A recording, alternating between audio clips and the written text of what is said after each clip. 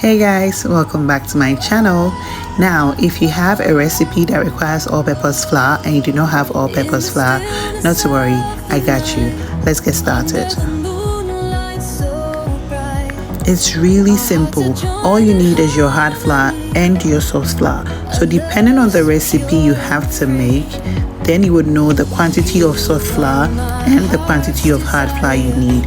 So in this video, I measured 3 cups of soft flour and 3 cups of hard flour, and I gave it a good mix. That's really all that it takes.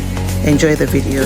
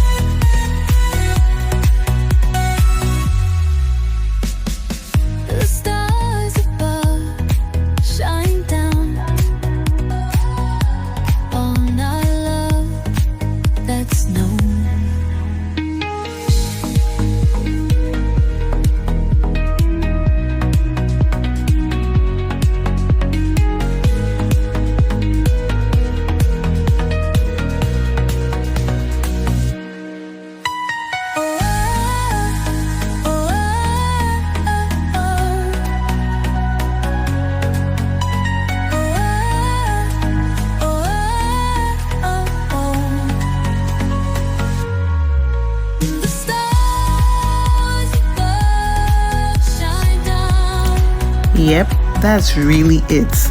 We have our all-purpose flour. Thank you for watching.